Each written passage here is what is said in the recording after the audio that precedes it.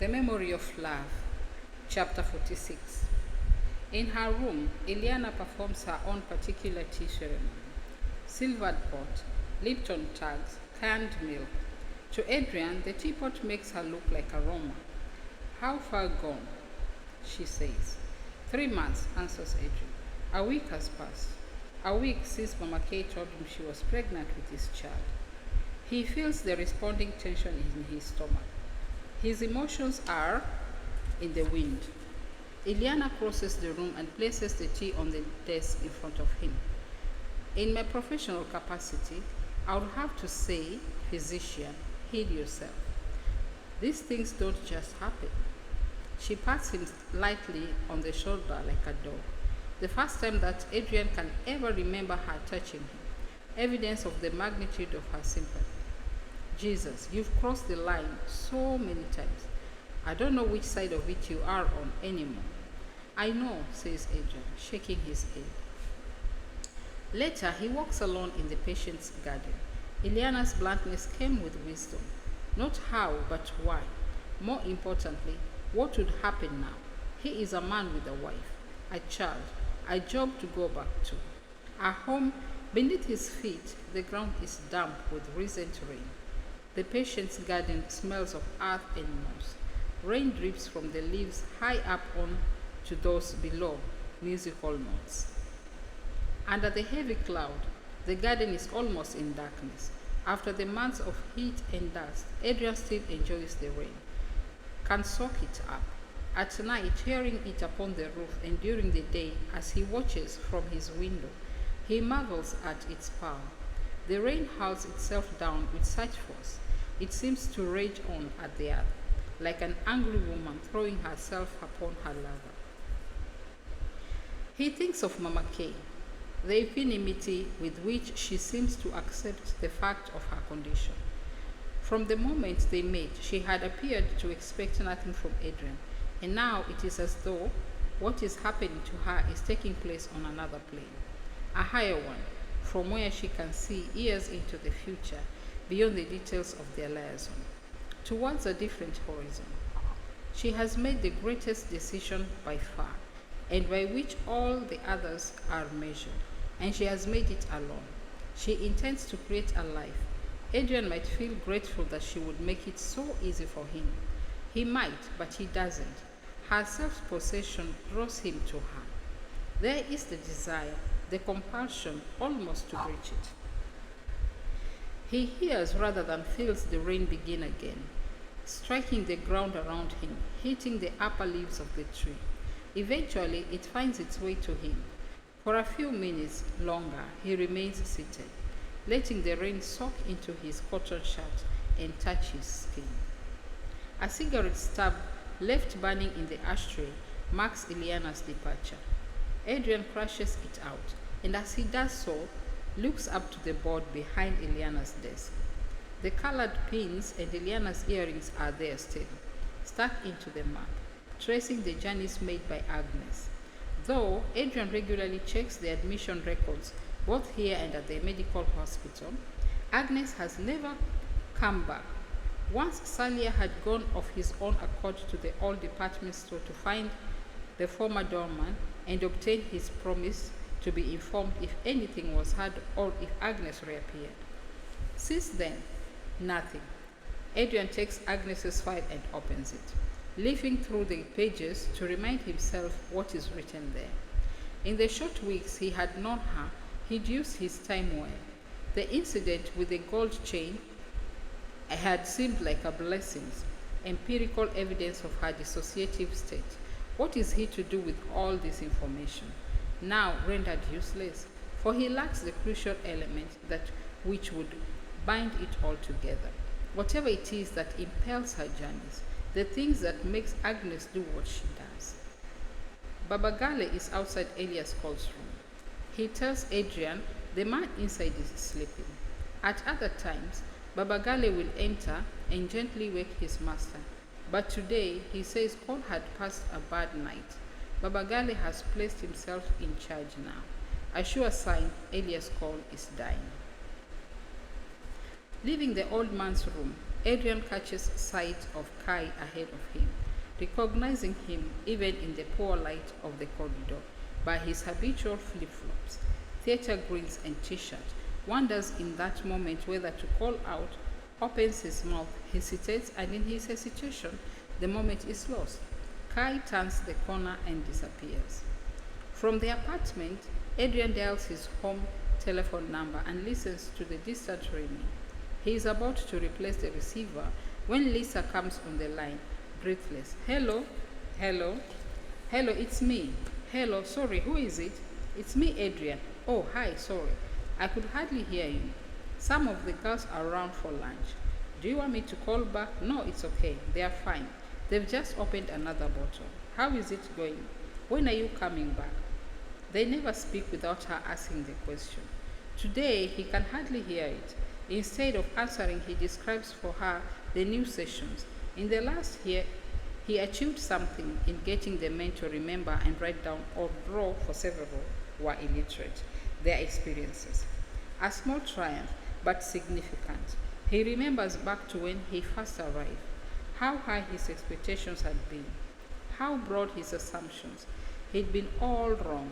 So much ground needed to be laid before he could even begin to build their trust. Only now does he feel he is making progress. Lisa, a pause. In the cutlery drawer, Anne. Sorry, well, that sounds all very good. They are certainly lucky to have you. I hope they realize it. Thanks. Another small silence. He can hear her draw breath. Darling, I'm pleased for you. I really am. But what can you expect to achieve with these people? How many problems can one man solve in a place like that? He has to admire her gift for putting her finger right on top of it. He tries for flippancy and fails. Someone has to do it. His words are followed by a burst of background laughter. The scrape of chairs, someone calling for Lisa. Well, someone doesn't have to be you. And then, with her customary restraints, let's not argue. I just hope you haven't forgotten your priorities. Of course not, Adrian replies. When they have said goodbye, he goes to the kitchen and, though it is early, pours himself a tumbler of whiskey, carries it back to sit on the cane sofa. He thinks of Lisa and her girlfriends in London. Some are there now. They'd be in the conservatory. No husbands, of course. If Adrian was ever at home, he'd remove himself to his study or to sit at the bottom of the garden or else to go out on some imaginary errand. He sips his whiskey, presses the cool glass against his forehead. He is aware of something absent in his emotions, and it takes him a moment to realize it. He does not miss home at all. Later he calls his mother. He pictures her in what he still thinks of as her new home, a triple glazed bungalow by the sea, a model of architectural efficiency, free of any kind of charm, and easy for her to manage on her own. A fortnight before his departure, Adrian made a farewell visit. He'd arrived early and stood waiting for her at the gate, looking at the sculpture made out of gypsum and driftwood that decorated the lawn. In the distance, he saw her coming towards him, a 70-year-old beachcomber in a corduroy jacket, her windswept hair a silver flame around her forehead, more masculine in her manner and dress than before, as though she had shifted ground to fill the space left by his father. That day, she'd been as happy as he'd seen her. We had such a storm here last night, she tells him, over the telephone. She was furious about something.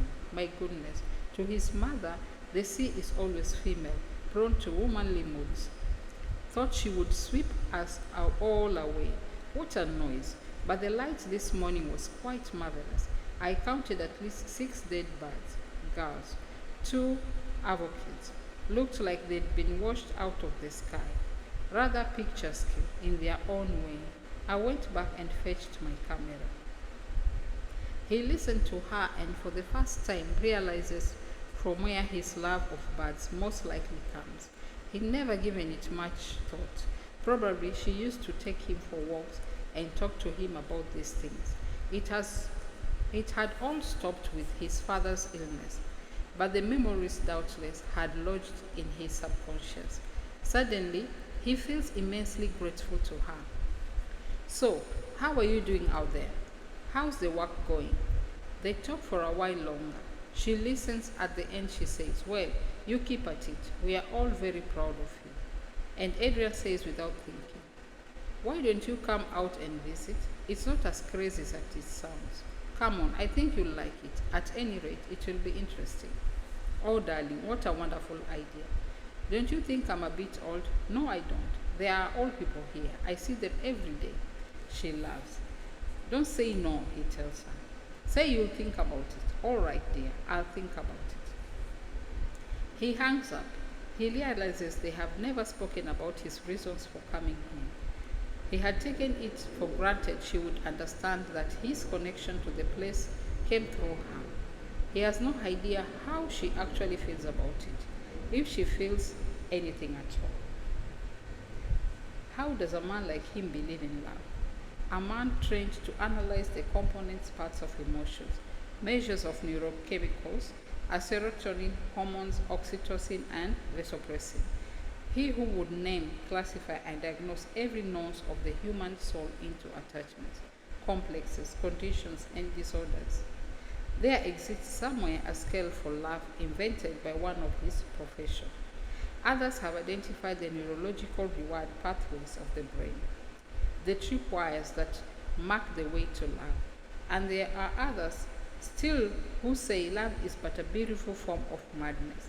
Adrian does not know. Above, a most streamyard, the night sky, so many stars. Next to him, a woman lies sleeping, her head upon his thighs. The second, when she passed from wakefulness to sleep, he recorded as momentarily heaviness in her body, to which his own body responded with minute adjustments.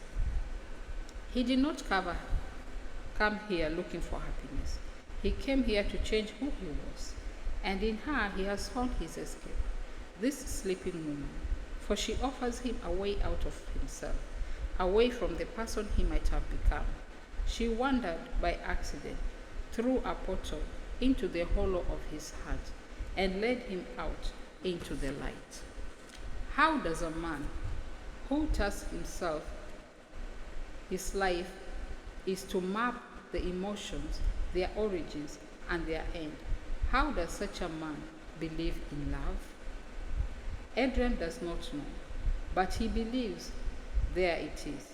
He believes again.